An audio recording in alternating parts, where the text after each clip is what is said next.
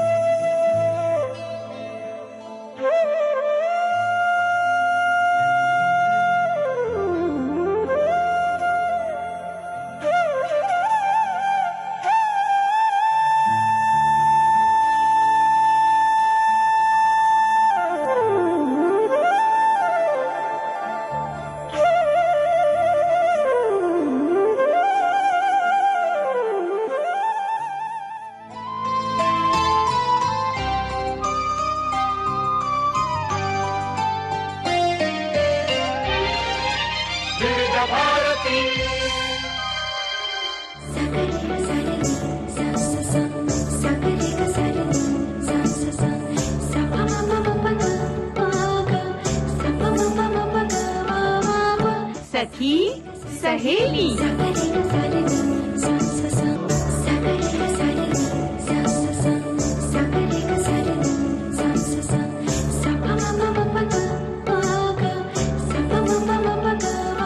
सखी सहेली।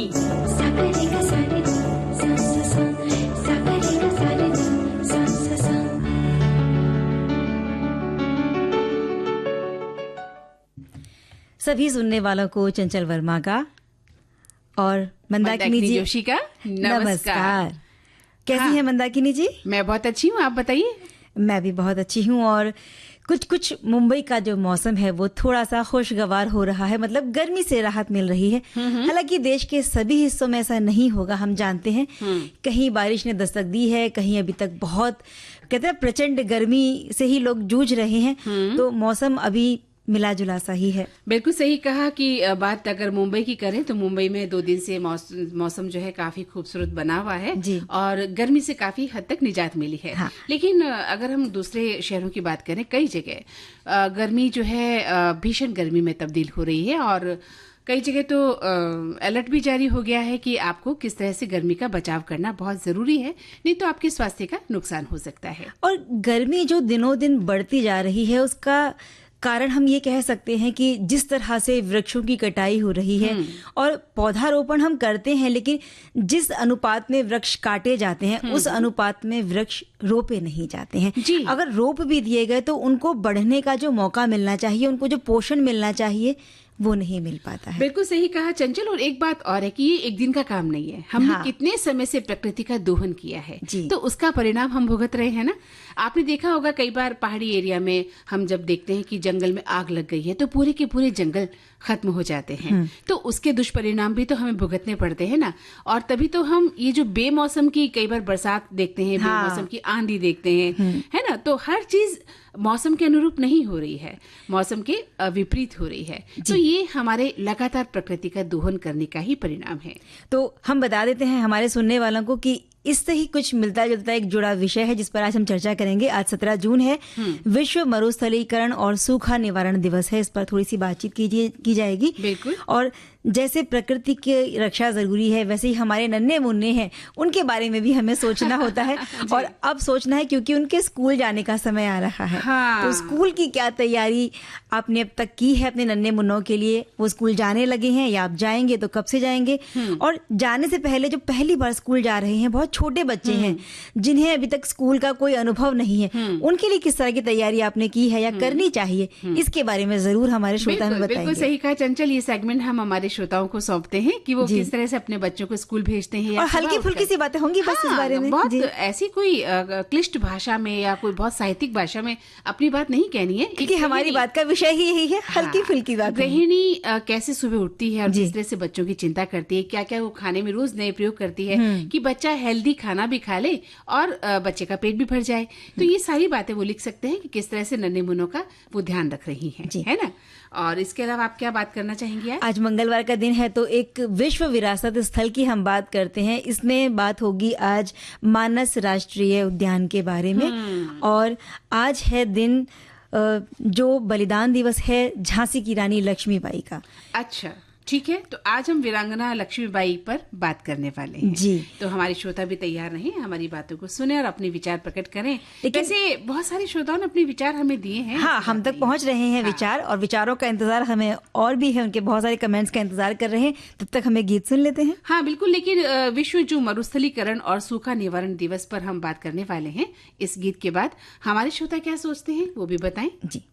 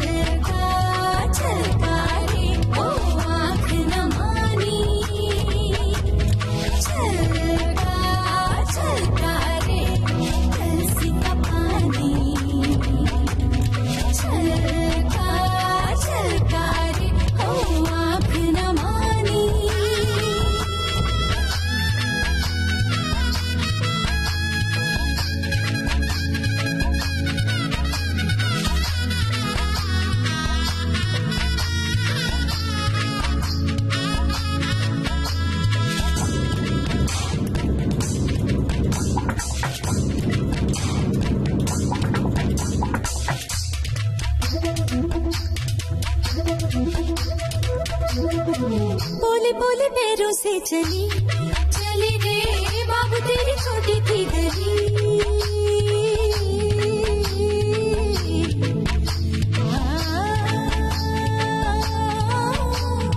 गिट्टी मेरे पीछे रह गए पाथियों के नीचे रह गए। गैया मेरी प्यासी रह गई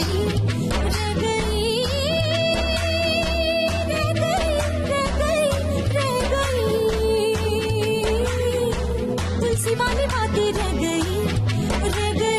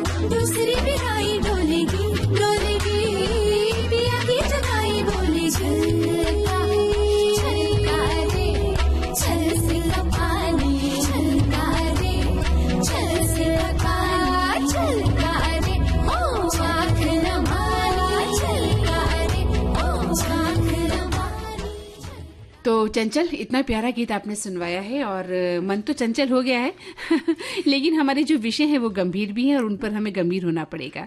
ठीक है, तो आज हम बात करने वाले हैं विश्व मरुस्थलीकरण एवं सूखा निवारण दिवस पर।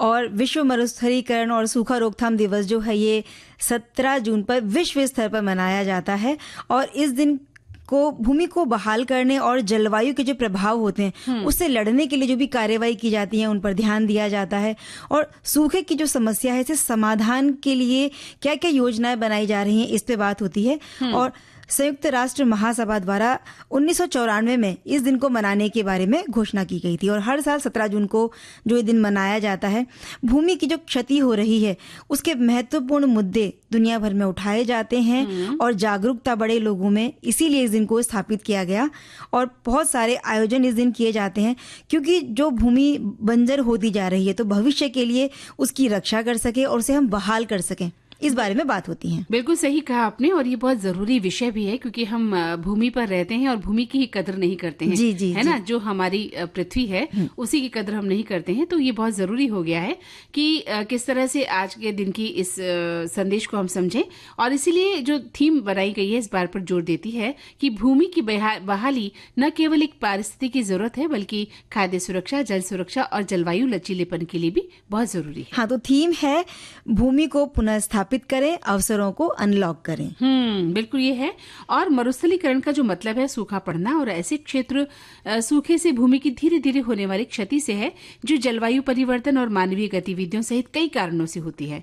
तो चंचल, इसे आसान तरीके से समझें तो इसका मतलब है कि रेगिस्तानों का शाब्दिक विस्तार नहीं बल्कि इसके बजाय ये मिट्टी के कटाव, वनों की कटाई, अत्यधिक चराई, शहरी फैलाव और अस्थिर खेती के कारण भूमि की उत्पादक क्षमता में गिरावट के बारे में है।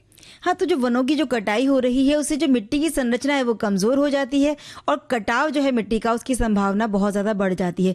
खेतों में जरूरत से अधिक मतलब रसायन डाले जाते हैं, बहुत ज्यादा खेती की जा रही है, जितनी उसकी उपयोगिता नहीं उससे ज्यादा खेती की जाती है तो जमीन की उपयोगिता कम हो रही, वो खराब हो रही है और जो पशु हैं वो बहुत सारी वनस्पति को नष्ट कर देते हैं अगर जरूरत से ज्यादा पशु चराने के लिए जमीन पर छोड़े जाते हैं। और जल संसाधनों का भी दोहन किया जा रहा है, इससे जल के स्रोतों में भी कमी आती है और जलवायु परिवर्तन जो हो रहे हैं इन दिनों वो भी मरुस्थलीकरण के कारणों में से एक है और इससे खाद्य सुरक्षा, गरीबी, संघर्ष, बहुत सारी समस्या हैं जिनका सामना हमें करना पड़ता है। और घड़ी की सुइयां इशारा कर रही है कि छोटा सा अंतराल हम फिलहाल ले लेते हैं। जी।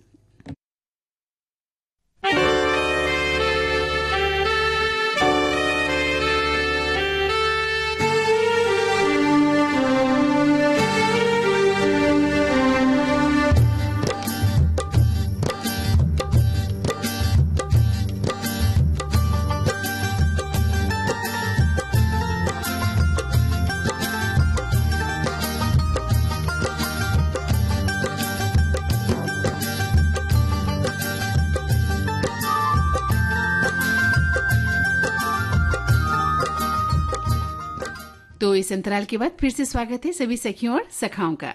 तो हम बात कर रहे थे विश्व मरुस्थलीकरण और सूखा निवारण दिवस पर। तो चंचल, बात चल रही थी कि भारत में भी जो मरुस्थलीकरण की जो समस्या है वो कृषि और ग्रामीण आजीविका के लिए एक गंभीर खतरा बन गई है। राजस्थान की बात करें या गुजरात की, महाराष्ट्र की, तेलंगाना की, ऐसे कुछ राज्य हैं गंभीर रूप से इससे प्रभावित हुए हैं और इसके समाधान के लिए कुछ महत्वपूर्ण कदम भी उठाए जा रहे हैं और कार्य योजनाएं भी बनाई जा रही हैं। बिल्कुल, ये सारी बातें जो हम अभी बता रहे हैं हमारे जो श्रोता हैं वो भी हमें लिखकर भेज रहे हैं कि मरुस्थलीकरण किस दिन इसकी स्थापना की है संयुक्त राष्ट्र महासभा ने और क्यों मनाया जाता है, क्या इसकी उपयोगिता है, ये सारी बातें हमें श्रोता भी लिखकर भेज रहे हैं। बिल्कुल, तो ये बताइए कि मरुस्थलीकरण को रोकने के लिए अधिक से अधिक जो है हमें वृक्षारोपण करना चाहिए और वनों का विस्तार करना भी बहुत जरूरी है। फसल चक्र का ध्यान रखते हुए जैविक खेती बहुत जरूरी है और जल संसाधनों का कुशल प्रबंधन बहुत जरूरी है और सबसे ज्यादा जरूरी है शिक्षा, जागरूकता और सामुदायिक भागीदारी। और इसीलिए मरुस्थलीकरण और सूखे से निपटने के लिए ये जो खास दिवस आज खास तरीके से मनाया जाता है ताकि मानवता और हमारी भूमि के स्वास्थ्य को हम सुरक्षित रख सके। बिल्कुल, तो जरूर हम सब अभी जब बारिश बरसेगी तो जरूर पेड़ लगाएंगे क्योंकि ये बहुत अच्छा समय होता है जब पौधे अपनी जड़ को मजबूती से पकड़ लेते हैं।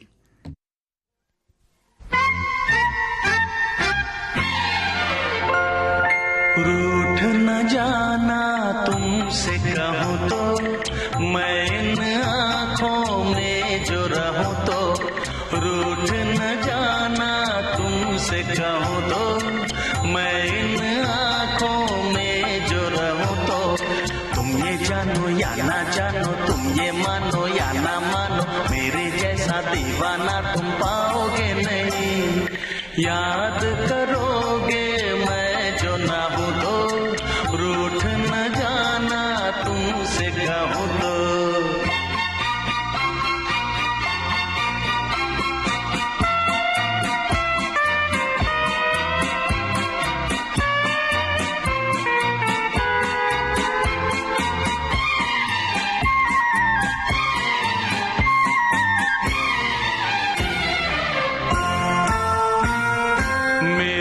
दीवानगी कभी ना होगी कम, जितने भी चाहे तुम कर लो सितम।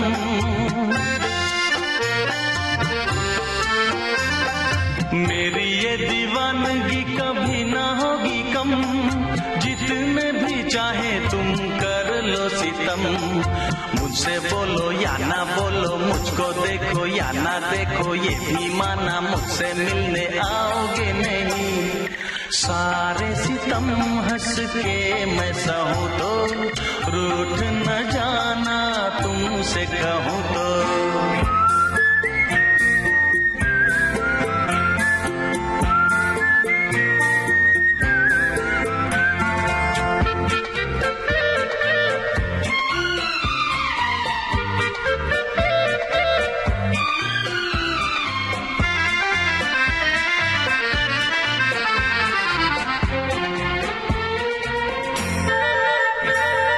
प्रेम के दरिया में लहरें हजार, लहरों में जो भी डूबा हुआ वही पार। प्रेम के दरिया में लहरें हजार, लहरों में जो भी डूबा हुआ वही पार। ऊंची नीची नीची ऊंची नीची ऊंची ऊंची नीची लहरों में तुम देखो कैसे आओगे नहीं। मैं इन लहरों में जो बहूँ तो, रूठ न जाना तुमसे कहूँ तो। तुम ये जानो या ना जानो, तुम ये मानो या ना मानो, मेरे जैसा दीवाना तुम पाओगे नहीं। रूठ न जाना तुमसे कहूँ तो, मैं इन आँखों में। चंचल, बड़े प्यारे गीत आज चुन के लाई हो, रूठ न जाना तुमसे कहूँ तो। और अगर कोई रूठ जाए तो क्या करना चाहिए? भाई उसे किसी अच्छी जगह घुमाने ले जाओ जहाँ खूब सारी हरियाली हो। हाँ। तो जो रूठा है वो वैसे ही मान जाएगा। अच्छा, हाँ। तो मैं तुमसे रूठ गई हूँ, मुझे कहाँ ले जाओगी आज? चलो आपको हरियाली वाली जगह ले जाते हैं, जहाँ खूब सारी मतलब कहते हैं ना, झरने, नदियाँ, पहाड़, जंगल। अच्छा। और वहाँ आपको मिलेंगे चहचहाते हुए पक्षी और गुर्राते हुए कुछ जानवर भी जो डरावने हो सकते हैं, लेकिन आप नजदीक से उन्हें अगर किसी एक्सपर्ट के साथ देखें तो उसका एक रोमांच अलग होता है। अरे वाह, तो यानी कि तुम मुझे मना के ही छोड़ने वाली हो, है ना? और ऐसी बहुत खूबसूरत जगह है मानस राष्ट्रीय उद्यान। अरे वाह, क्या बात है। तो भाई देखिए, अगर मैं आपसे पहले तो रूठी ही नहीं हूँ, अगर रूठ भी जाती तो मुझे पता था कि चंचल वहां ले जाके मुझे मना ही लेगी। तो बहुत अच्छी बात आपने कही कि अगर हमसे कोई रूठा है तो उसे इतनी खूबसूरत जगह पे लेके जाओ कि उसका मन खुद ही प्रफुल्लित हो जाए। मानस राष्ट्रीय उद्यान की स्थापना 1990 में राष्ट्रीय उद्यान के रूप में की गई थी और मूल रूप से 1928 में एक खेल रिजर्व हुआ करता था। फिर 1974 में इसे टाइगर रिजर्व के रूप में बढ़ावा मिल गया। पश्चिमी असम में हिमालय की तलहटी में ये बना हुआ है और मानस राष्ट्रीय उद्यान एक शानदार जंगल है जो बहुत अनोखा और बहुत बड़ा है। बिल्कुल सही कहा। ये राष्ट्रीय उद्यान जो है वन्य जीव अभ्यारण्य, बायोस्फीयर हॉटस्पॉट और एक प्राकृतिक विश्व धरोहर स्थल और एक प्रोजेक्ट टाइगर और प्रोजेक्ट एलिफेंट रिजर्व होने के साथ साथ कई अन्य भूमिकाएं भी निभाता है। और ये जगह जो है चिरांग रिपु हाथी रिजर्व का हिस्सा माना जाता है, जो भारत और भूटान के बीच हाथियों के प्रवास के लिए अंतर्राष्ट्रीय गलियारे के रूप में भी काम करता है। लगभग 500 वर्ग किलोमीटर के क्षेत्र में फैले हुए इस जंगल में व्यापक घास के मैदान हैं और बड़ी अनूठी प्राकृतिक सुंदरता है इसकी, जहाँ हरियाली है, अलग अलग वनस्पतियां हैं और अपने वन्य जीवों के लिए तो ये प्रसिद्ध है ही। पार्क में 20 से ज्यादा ऐसी दुर्लभ प्रजातियां हैं जो लगता है कि शायद अब नहीं रहेंगी अगर इनका संरक्षण नहीं किया गया तो, लेकिन बहुत जरूरी है और हो भी रहा है उनका संरक्षण, उनको ध्यान से रखा भी जा रहा है। दुनिया की सबसे दुर्लभ प्रजातियों में से एक माने जाने वाले गोल्डन लगूर को पहली बार मानस में ही देखा गया था और यहाँ पाए जाने वाले अन्य स्तनधारी है जैसे कि गैंडा, हाथी, बाघ, पिग्मी हॉक, हिस्पिड और खरगोश, असमिया मैकॉक, रीसस मैकॉक, तेंदुआ, गोल्डन कैट, क्लाउडेड तेंदुआ, मछली पकड़ने वाली बिल्ली और तेंदुआ बिल्ली, जंगली बिल्ली, बड़ी भारतीय सिवेट, छोटी भारतीय सिवेट, कॉमन पॉम सिवेट और हिमालय पॉम सिवेट के साथ साथ बेंटू रोग, कॉमन नेवला, छोटा भारतीय नेवला, हिमालयी काला भालू, सुस्त भालू, गौर, जल भैंस, सांबर, हॉग हिरण, भौंकने वाला हिरण, दलदली हिरण और जंगली सुअर। हो कितनी लंबी फहरिस्त है चंचल। हाँ, और यही फहरिस्त जब आपने हमें बताई ना, यही सारे नाम हमारे जो सुनने वाले हैं वो भी लिखकर भेज रहे हैं कि कौन कौन सी प्रजातियां हैं जो शायद बाहर तो आपको कहीं देखने ना मिले, लेकिन अगर आप मानस राष्ट्रीय उद्यान जाते हैं तो वहाँ जरूर करीब मिलती है। और ये जो राष्ट्रीय उद्यान है गुवाहाटी से अगर आप जाएंगे तो लगभग 150 किलोमीटर की दूर पर बना हुआ है और ये पार्क वन्य जीव जो उत्साही लोग होते हैं या जो प्रकृति प्रेमी हैं और जो रोमांच चाहने वाले लोग होते हैं उनके लिए तो बिल्कुल एक आइडियल जगह है। मानस राष्ट्रीय उद्यान जो है ब्रह्मपुत्र के उत्तरी घाट के पास असम के बक्सा और चिरांग के जंगलों में बना हुआ एक वन्य जीव अभयारण्य है और इसका उद्देश्य है कि प्राकृतिक क्षेत्र जो है वास्तविक रूप जो है इसका उसको बनाए रखना है। सबसे बड़ी बात यह है।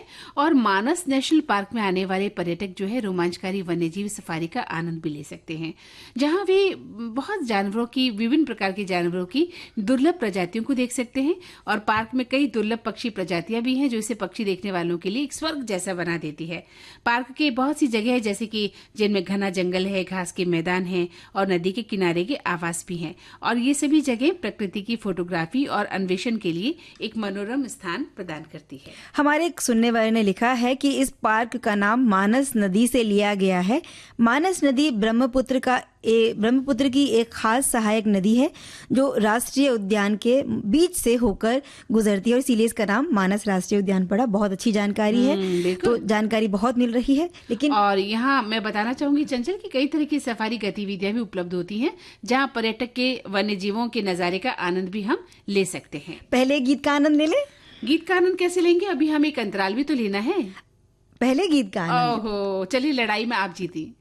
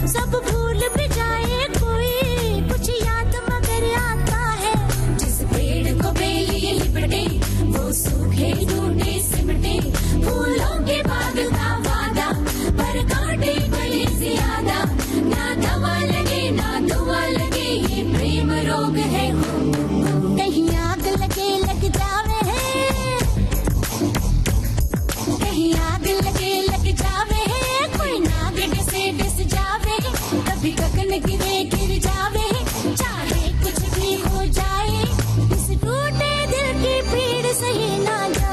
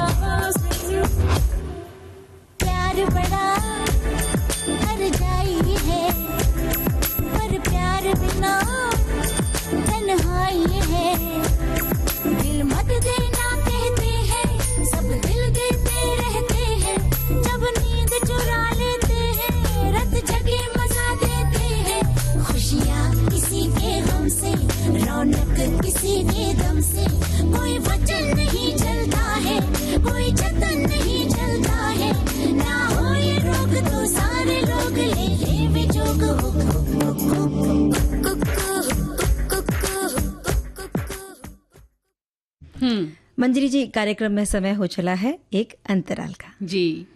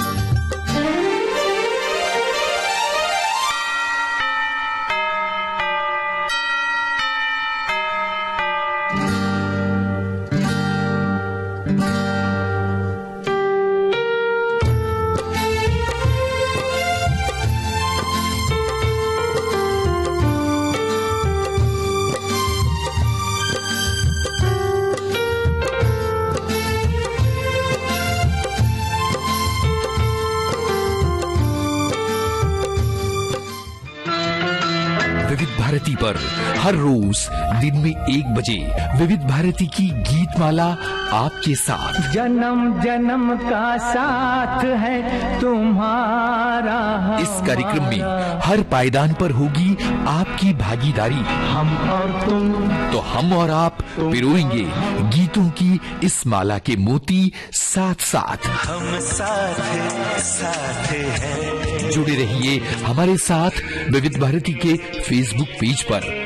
विविध भारती की गीत माला हर रोज दिन में 1 बजे। विविध भारती, आपका जीवन संगीत। तो इस अंतराल के बाद सभी सुनने वालों का स्वागत करते हैं चंचल। और मैं फिर से एक बार तुमसे नाराज हो गई हूँ। अब क्यों नाराज हो गई? भाई, आपको मंदाकिनी कहना था, आपने मंजरी क्यों कहा मुझे? यही देखने के लिए तो, आपको छेड़ने के लिए तो कहा था कि थोड़ा सा रूठ जाइए आप, तो आपको फिर से बनाने के लिए ले जाऊंगी मानस उद्यान।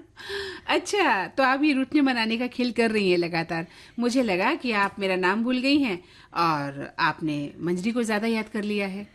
भाई, आपको थोड़ा सा जब रूठ जाएंगे तभी तो मनाने में मजा आएगा ना। बिल्कुल सही कहा। तो हमारे श्रोता नहीं रूठ जाए, उनके जो संदेश हैं वो तो पढ़िए। जी, हमारे एक श्रोता ने बड़ी अच्छी जानकारी भेजी है इस उद्यान को लेते हुए। उन्होंने बताया है कि 1990 में इसे राष्ट्रीय उद्यान घोषित किया गया था। मानस राष्ट्रीय उद्यान हिमालय की तलहटी में बना है, जहां इसकी जैव विविधता और सुंदर परिदृश्य अद्वितीय हैं। ये 1973 में टाइगर प्रोजेक्ट के तहत बाघ रिजर्व नेटवर्क में शामिल किए गए पहले रिजर्व में से एक है। बहुत अच्छी जानकारी दी है। और चूंकि हम बात कर रहे हैं आज मानस राष्ट्रीय उद्यान की, तो हम कह रहे थे कि यहाँ पर कई गतिविधियां उपलब्ध होती हैं और मानस राष्ट्रीय उद्यान में कई लोकप्रिय आकर्षण भी देखने को मिलते हैं। तो चलिए उनका जिक्र कर लेते हैं चंचल। यहाँ पर वन्य जीव विश्राम है। मानस राष्ट्रीय उद्यान भारत के प्रमुख वन्य जीव आकर्षणों में से एक है और देश और दुनिया के विभिन्न हिस्सों से बहुत बड़ी संख्या में यहाँ पर पर्यटक आते हैं। वन्य जीवों की सुंदरता को देखने के लिए वो आते हैं और इन्हें बनाए रखने के लिए, यहाँ की जो प्राकृतिक सुंदरता है उसे बनाए रखने के लिए बहुत सारे प्रयास भी किए जाते हैं ताकि जो पर्यटक आते हैं वो बढ़ते रहें। और नदी का जो विस्तार है वो दूर तक फैला हुआ है। घास के जो मैदान है वो बड़ी लंबाई में फैले हुए हैं। पर्यटकों को ये अपनी तरफ ये जो नज़ारे हैं ना खींच लेते हैं और ऐसा रोमांच पैदा करते हैं नए नज़ारे कि वहाँ जाने का जो आनंद है इसे तो अनुभव तभी कर सकते हैं जब आप वहाँ घूमने जाएंगे। बिल्कुल सही कहा। इसके अलावा वहाँ पर हाथी सफारी है और ये जंगल के वनस्पतियों और जीवों को देखने के लिए बांसबाड़ी रेंज भी उपलब्ध है।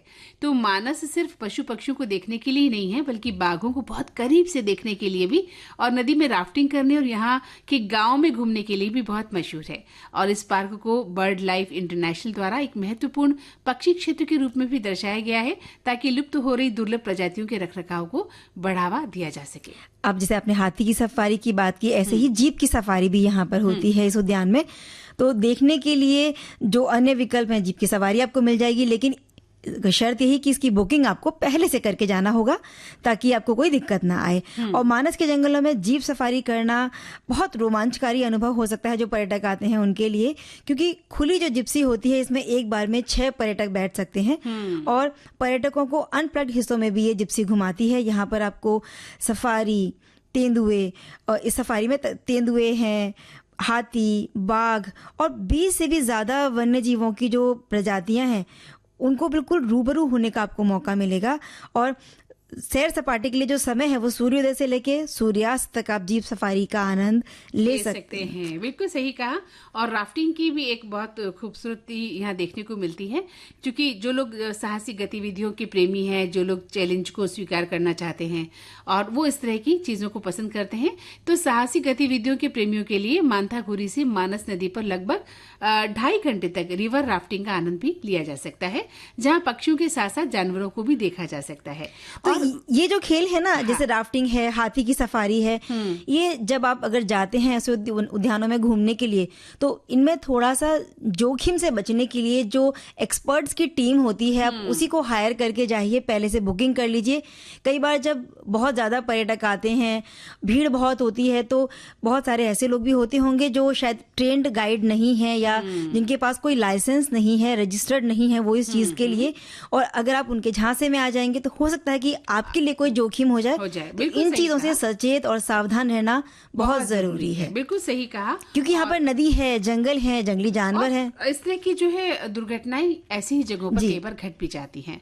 तो अति उत्साह में नहीं जाएं, उत्साह लेकर जाएं, लेकिन ध्यान से जाएं, है ना। तो मानस नेशनल पार्क में यात्रा करने का अगर आपका मन बन ही गया है तो साल भर में कभी भी आप जा सकते हैं, लेकिन अगर सबसे अच्छा समय चुनना है तो अक्टूबर से मार्च के महीने में आप जा सकते हैं।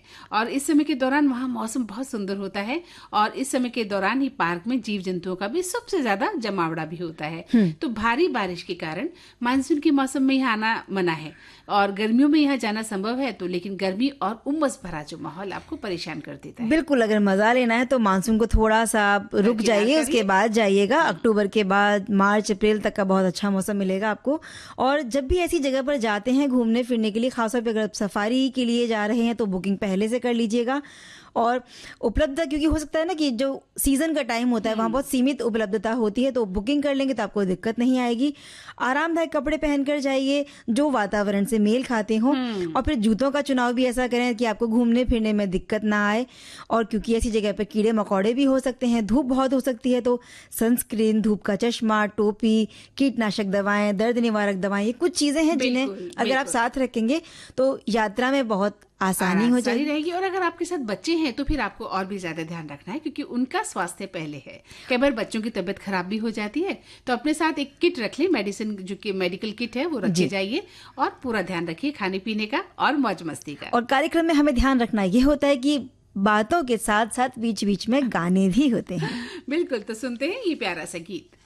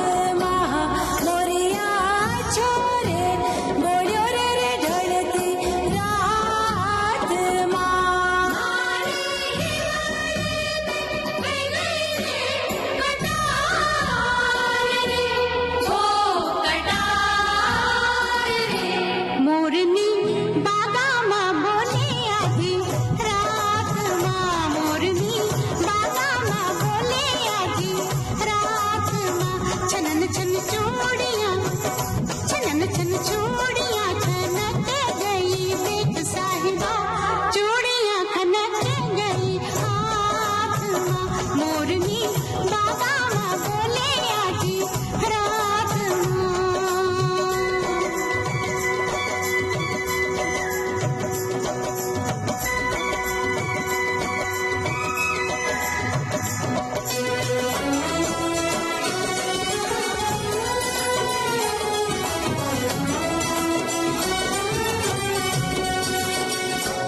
मैं तो लाज के मारे हो गई पानी पानी, सब लोगों ने सुन ली मेरी प्रेम कहानी।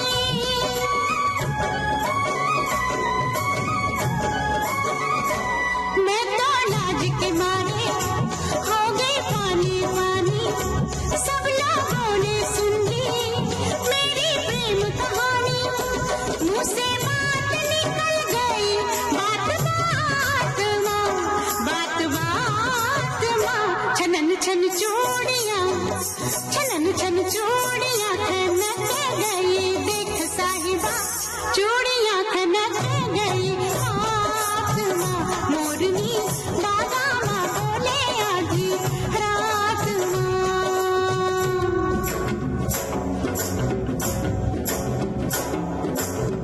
साजन साजन मैं घर हूँ, मेरा साजन निजरना, जब देखूं चांदनी ओर मेरे नैना में हो बरसावा, मेरे नैना में हो बरसावा। जाने कौन घड़ी में निकले साजन घर से, मैं घूंघट में जल गई, कितने सावन बरसे।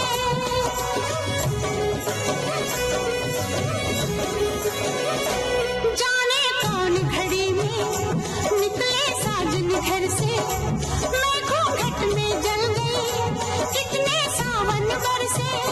मेरी प्यास ना बुझी रे बरसात माँ, छनन छन चूड़ियां, छनन छन चूड़ियां खनक गई, देख साहिबा चूड़ियां खनक गई, तो गीत तो बहुत अच्छा था, हमने सुना। और आज क्योंकि हम याद कर रहे हैं वीरांगना लक्ष्मीबाई को, आज उनका बलिदान दिवस है, झांसी की रानी के नाम से जिन्हें जाना जाता है, और महिला सशक्तिकरण का ये एक अतुलनीय उदाहरण है। बिल्कुल। और इनका आज बलिदान दिवस है। 1857 की जो क्रांति हुई, जो संग्राम हुआ, उसकी वो महान वीरांगना थी। और हम गर्व से ये कह सकते हैं कि भारत को अंग्रेजों की गुलामी से आज़ादी दिलाने के लिए जो पहला स्वतंत्रता संग्राम हुआ था, उसमें एक महिला भी बहुत बड़ी भागीदार रही थी। इस लड़ाई को अंग्रेज सिपाहियों के खिलाफ विद्रोह भी कहा जाता है। इस आंदोलन का नेतृत्व झांसी की रानी लक्ष्मीबाई ने किया, जिन्होंने बहुत छोटी उम्र में ही नाक में दम करके रख दिया था अंग्रेजों के। बिल्कुल सही कहा चंचल। और अपने जीवन की आखिरी लड़ाई में वो आखिरी दिन पर वीरता की ऐसी अनोखी कहानी लिख गई जो सदियों तक याद की जाती है। उन्होंने अंग्रेजों के खिलाफ बहादुरी से लड़ाई लड़ी और झांसी की रक्षा के लिए अपने प्राणों की आहुति भी दे दी। उनकी वीर गाथा इतिहास के पन्नों में दर्ज है और उनकी वीरता की कहानी हर बच्चे की जुबानी सुनाई जाती है, ताकि वो उनकी तरह साहसी और वीर बने। हमारे एक श्रोता ने लिखा है, खूब लड़ी मर्दानी वो तो झांसी वाली रानी थी। लक्ष्मीबाई को उनकी पुण्यतिथि पर शत शत नमन। उनकी कुर्बानी को हम आज भी याद करते हैं। वो सब हमारी आंखों में आंसू आ जाते हैं उन्हें याद करते हैं। वो हमारे लिए एक प्रेरणा का स्रोत हैं। हम सभी महिलाओं के लिए रानी लक्ष्मीबाई के जीवन से हमें प्रेरणा लेनी चाहिए और उनकी तरह देश के लिए कुछ बहुत बड़ा नहीं लेकिन छोटे कदम उठाकर भी अपनी जिम्मेदारियों को पूरा करना चाहिए। एक बार फिर से उनको पुण्यतिथि पर नमन। बिल्कुल सही लिखा हमारे श्रोताओं ने। और देखा जाए तो अपनी बेटियों को साहस और वीरता की कहानियां सुनानी चाहिए रानी लक्ष्मीबाई की, ताकि जो हमारी बेटियां हैं वो इसी तरह वीरता का वर्ण कर सकें। तो 19 नवंबर 1828 को रानी लक्ष्मीबाई का जन्म बनारस में रहने वाले एक मराठी परिवार में पिता मोरोपंत तांबे और माता भागीरथी बाई के यहाँ हुआ था। और उनके बचपन का नाम मणिकर्णिका था और प्यार से सब उन्हें मनु बुलाते थे। जब वो 4 साल की थी तभी उनकी माँ का निधन हो गया था। 1842 में उनका विवाह झांसी के महाराजा गंगाधर राव नेवलकर से हुआ। लक्ष्मीबाई ये नाम उनको शादी के बाद दिया गया था। विवाह के बाद जब उन्हें संतान हुई तो महज 4 महीने की छोटी सी आयु में ही उनके पुत्र का देहांत हो गया और शादी के 11 साल बाद उनके पति ने भी उनका साथ छोड़ दिया, मतलब उनका निधन हो गया। पति और बेटे को जब उन्होंने खो दिया तो लक्ष्मीबाई ने अपने साम्राज्य को वारिस देने के लिए महाराज गंगाधर के चचेरे भाई दामोदर को अपना दत्तक पुत्र बना लिया। और राजा गंगाधर राव की मृत्यु के बाद अंग्रेजों ने झांसी पर कब्जा करने की कोशिश की, क्योंकि उनके कोई जीवित पुत्र नहीं था। तो अंग्रेजों ने उनके इस गोद में लिए हुए पुत्र दामोदर को झांसी का उत्तराधिकारी मानने से इनकार कर दिया था और लक्ष्मीबाई के खिलाफ हो गए। उन्होंने झांसी का किला अंग्रेजी हुकूमत के हवाले करने को कहा और जब उन्होंने हवाले करने को कहा तो उन्होंने बात मानी नहीं और खुद ही झांसी की राजगद्दी संभाल ली। अंग्रेजों के खिलाफ संघर्ष शुरू कर दिया। ब्रिटिश अधिकारी सर यूरोज के नेतृत्व में झांसी की घेराबंदी की गई और हमला कर दिया गया। झांसी की रानी लक्ष्मीबाई जो थी उन्होंने सेना का नेतृत्व किया और किलेबंदी की और मजबूत सेना का गठन भी किया। बिल्कुल। और झांसी की सेना ने अंग्रेजी सैनिकों का डट कर सामना किया, बहादुरी से लड़ाई लड़ी। रानी किसी तरह किले की सुरक्षा करती रही, लेकिन अंग्रेजों ने झांसी के किले पर भारी गोलाबारी कर दी और इसी तरह अंग्रेजी सेना ने किले में घुसपैठ की और अपना कब्जा कर लिया था। रानी अपने पुत्र दामोदर को बचाने के लिए किला छोड़कर तात्या टोपे और नाना साहब के पास उन्हें जाना पड़ा और लक्ष्मीबाई ने दामोदर राव को अपनी पीठ पर कसकर बांधा और बस घोड़े पर सवार होकर किले से कूदी और कालपी तक वो पहुंच गई। बिल्कुल। अंग्रेजों ने कालपी पर भी हमला कर दिया चंचल, और रानी को अपने साथियों के साथ वहां से भी भागना पड़ा था। वहां से रानी लक्ष्मीबाई, तात्या टोपे और राव साहब ग्वालियर पहुंचे। ग्वालियर पर भी अंग्रेजों ने हमला कर दिया तो रानी ने अंग्रेजों से सीधे आमने सामने लड़ाई की। और ये जिस लड़ाई की हम बात कर रहे हैं इसमें वो एक साधारण से सैनिक की वेशभूषा में थी। इस लड़ाई के दौरान रानी को गोली लग गई, काफी खून बह रहा था, लेकिन तलवार से भी उनके सर पर वार किए गए और इस लड़ाई में वो शहीद हो गई। वो वीरतापूर्वक लड़ती रहीं, लेकिन अंततः ग्वालियर के पास कोटा की सराय जहां ये युद्ध हो रहा था वहां वे वीरगति को प्राप्त हो गईं। बिल्कुल। तो रानी लक्ष्मीबाई को उनकी वीरता के लिए, उनके साहस और दृढ़ संकल्प के लिए जाना जाता है। उन्होंने झांसी की रक्षा के लिए अपने प्राणों की आहुति दे दी और वे भारतीय स्वतंत्रता संग्राम की एक महान नायिका बन गई। उन्होंने मर्दानी के रूप में भी अपना नाम रोशन किया। उन्हें मर्दानी के रूप में भी जाना जाता है क्योंकि उन्होंने पुरुषों की तरह युद्ध में भाग लिया और अंग्रेजों के खिलाफ बहादुरी से लड़ाई की। हम नमन करते हैं और सुनते हैं ये गीत।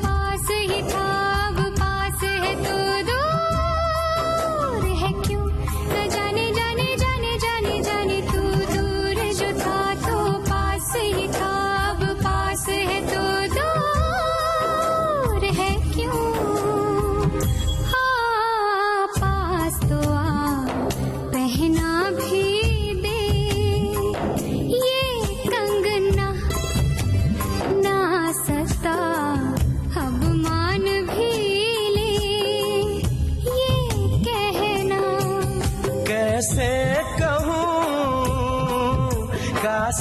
कहूँ राम कंगना कहना न माने न माने न माने न माने ये कंगना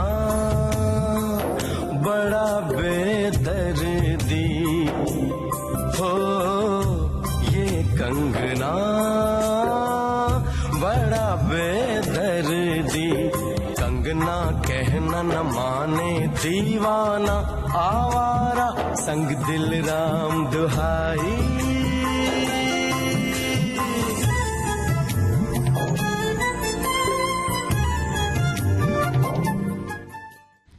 हाँ, तो बहुत ही जो है प्यारा गीत चंचल सुनवाया, बहुत ही क्लासिकल गीत था। और एक बात बताओ, छोटे बच्चों की जो स्कूल की तैयारी थी, उसके लिए हमारे श्रोताओं ने भर भर के हमें संदेश लिखे हैं, उनके बारे में क्या कहना चाहती हो?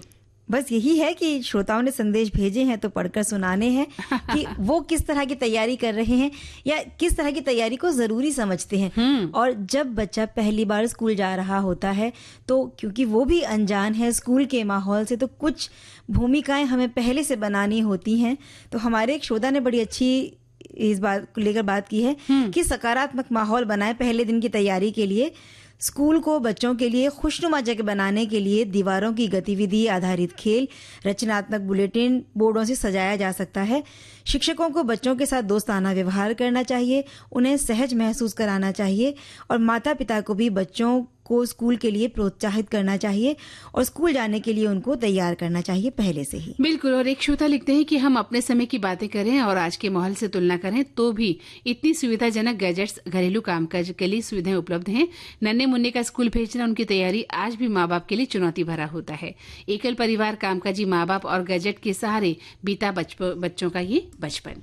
हमारे एक श्रोता लिखते हैं कि नन्हे मुन्ने और उनके स्कूल की तैयारी की बातें हल्की फुल्की छोटे बच्चों को अगर आप पहली बार स्कूल भेज रहे हैं तो सबसे बड़ी तैयारी ये होती है कि उनको स्कूल जाने के लिए तैयार करना, स्कूल जाने के बाद उनको रोता हुआ छोड़कर आना। लेकिन हमको ये करना ही पड़ता है। अगर स्कूल में बच्चों के साथ रहेंगे तो बच्चों के साथ वो जब रहेगा तभी वो सीखेगा, नहीं तो वो कई बातें नहीं सीख पाएगा। बच्चों को रोते हुए देखकर बहुत बुरा लगता है, लेकिन जब वो पहली बार स्कूल जाते हैं तो अब माता पिता को अपने दिल पर पत्थर रखना पड़ता है और रोते हुए छोड़कर ही उनको आना होता है। लेकिन थोड़े दिन बाद वो पूरी तरह से एडजस्ट हो जाते हैं और फिर बाद में बच्चों को बहुत मज़ा आने लगता है। और छोटे बच्चे स्कूल में गेम खेलते हुए कुछ तैयारी की बात करूँ तो ज़रूरी है कि उनको कंफर्ट उनके हिसाब से वाटर बॉटल देना चाहिए, बहुत ज़्यादा भारी बैग नहीं देना चाहिए क्योंकि बच्चे छोटे हैं तो वो भारी बैग उठा नहीं पाएंगे। ये बात बिल्कुल सही कहा, बिल्कुल सही कहा। बच्चे रोते हुए बहुत दुख होता है माता पिता को, क्योंकि बच्चे खूब सारे जो हैं वो सब रोने लग जाते हैं। अरे कई बार तो माता पिता रोने लग जाते हैं क्योंकि पहली बार बच्चा उनसे दूर जा रहा होता है। तो बच्चा तो छोटा है वो रोएगा, लेकिन माता पिता को थोड़ा अपने ऊपर संयम जरूर रखना चाहिए। हाँ, रखते भी हैं, लेकिन अब माँ तो माँ ही होती है ना, द्रवित हो ही जाती है। एक श्रोता लिखते हैं कि छोटे बच्चों को स्कूल के लिए तैयार करना एक महत्वपूर्ण प्रक्रिया है जिसमें धैर्य और सकारात्मक दृष्टिकोण की आवश्यकता होती है। स्कूल जाने से पहले बच्चों को कुछ बुनियादी बातें सिखाई जा सकती हैं, जैसे कि खुद की देखभाल, दिनचर्या का पालन करना और अन्य बच्चों के साथ कैसे घुलना मिलना है। इसके अलावा माता पिता को बच्चों के साथ स्कूल के बारे में बात भी करनी चाहिए, उन्हें स्कूल के बारे में बताना चाहिए, सकारात्मक कहानियां बतानी चाहिए, स्कूल जाने के लिए प्रोत्साहित भी करना चाहिए। अब देखिए, जैसे सकारात्मक बातें करते हैं, स्कूल में एक छोटा सा गार्डन का हिस्सा भी होता है, तो हम उस जगह के बारे में बच्चों को एक कल्पना पहले ही दे देते हैं, बच्चे जाकर वहां खेलते हैं। तो इस तरह का एक अनुभव हमारे श्रोता लिख रहे हैं कि मेरी बेटी 2.5 साल की है और जब वो स्कूल गई तो वहाँ घसर गुंडी खेलने की, जो वो स्लाइडिंग वाला खेल होता है, तो घसर गुंडी खेल कर आई। अब वो स्कूल को बोलती है कि गार्डन में जाएंगे और मैं उसको लगता है कि हम सुबह उसको खेलने के लिए ले जा रहे हैं और जब उसे कहते हैं तो वो तुरंत ही उठकर तैयार हो जाती है। अरे वाह, बहुत अच्छी बात। और वहीं एक श्रोता लिखती है कि नन्हे मुन्ने बच्चों के लिए स्कूल का पहला दिन बहुत खास होता है। इस दिन बच्चे नए माहौल में प्रवेश करते हैं, नए दोस्त बनाते हैं, नई चीजें सीखते हैं। स्कूल प्रशासन और शिक्षकों की जिम्मेदारी है कि वे बच्चों के लिए एक आरामदायक और उत्साहजनक माहौल बनाए रखें ताकि उनका पहला दिन यादगार हो जाए। हमारे श्रोता ने लिखा है कि अब हम लोग उस स्थिति से गुजर चुके हैं जब बच्चों को स्कूल भेजा करते थे। अब मेरे बच्चे अपने बच्चों को स्कूल भेजते हैं। अच्छा। आज के टिफिन के दौर भी बदल गए हैं, बच्चों के टेस्ट भी बदल गए हैं। नए जूते, नए बैग, कार्टूनिस्ट टिफिन, कार्टून वाले टिफिन बॉक्स, ये सब बच्चों के शौक बनते जा रहे हैं। ये हमारे श्रोता लिखकर भेज रहे हैं। बिल्कुल सही लिखा है इन्होंने। और अब जैसे हमारे समय में हमें एक ज्योमेट्री मिल जाया करती थी, हम खुश हो जाते थे, लेकिन आजकल कई तरह की फैंसी ज्योमेट्रीज आ गई और बच्चे चाहते हैं तरह तरह की उनके बैग में ज्योमेट्री हो, बहुत सारी पेन हो, है ना, तो चीजें बदल गई हैं। वहीं एक श्रोता लिखते हैं कि नन्हे मुन्ने और स्कूल की तैयारी एक महत्वपूर्ण पड़ाव है जिसमें बच्चों को नई चीजें सीखने और अपने बच्चों को कौशल सिखाने का अवसर मिलता है। बच्चों को सही दिशा में ले जाने के लिए माता पिता और शिक्षकों का मार्गदर्शन बहुत जरूरी है और ये सच्चाई है, हमें इसके लिए प्रयास करना ही चाहिए। बिल्कुल करना चाहिए, तभी तो ये जो तारे हैं ये आसमान में झिलमिलाएंगे और एकदम आसमान को रोशन कर देंगे।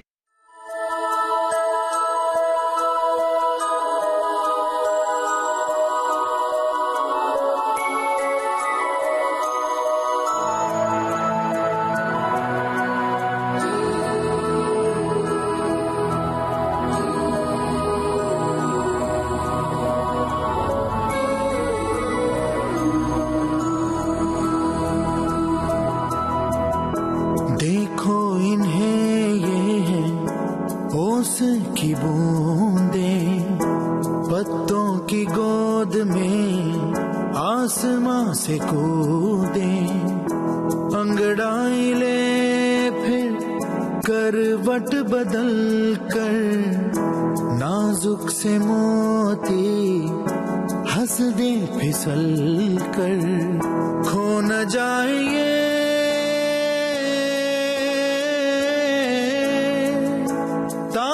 ज़मीं पर।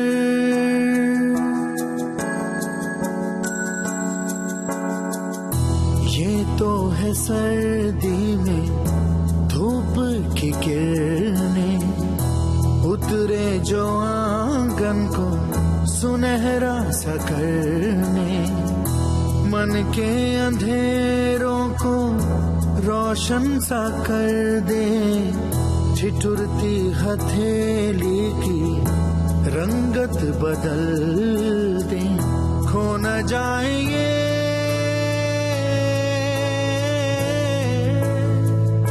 तारे ज़मीन पर।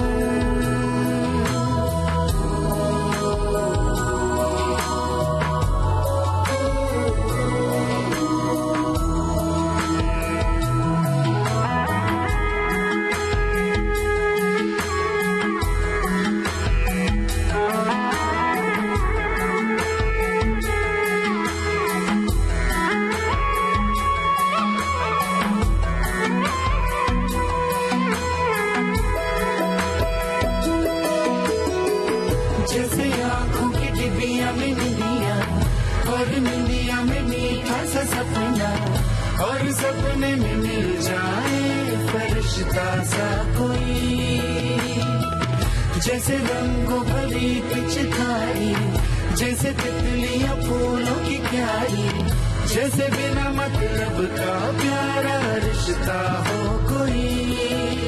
ये तो आशा की लहर है, ये तो उम्मीद की सहर है, खुशियों की लहर है, खो न जाए ये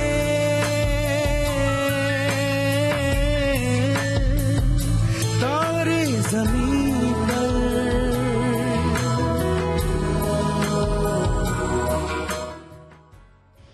हम यही शुभकामनाएं देते हैं कि अब बच्चे जो स्कूल जा रहे हैं या जिनके स्कूल अभी तक शुरू नहीं हुए, अब होने वाले हैं, स्कूल में वो खूब एंजॉय करें, और माता पिता भी उनका जो ये नया जो शुरू होने जा रहा है स्कूल की जो जीवन उनका, इसमें उनको पूरा सहयोग करें और वो भी खुशी खुशी बच्चों को भेजें। बिल्कुल चंचल सही कहा। और बच्चे चाहे छोटे हों बड़े हों, बच्चे तो बच्चे ही होते हैं। और देखिए कई बार ऐसा होता है कि बच्चे शहर से बाहर पढ़ते हैं, तो माता पिता उनका भी ध्यान रखें, चिंता नहीं करें, बच्चों को बाहर पढ़ने भेजें और किसी आशंका से ग्रसित होकर बच्चों की कैरियर को पीछे की ओर नहीं ले जाएं, बल्कि नमस्कार।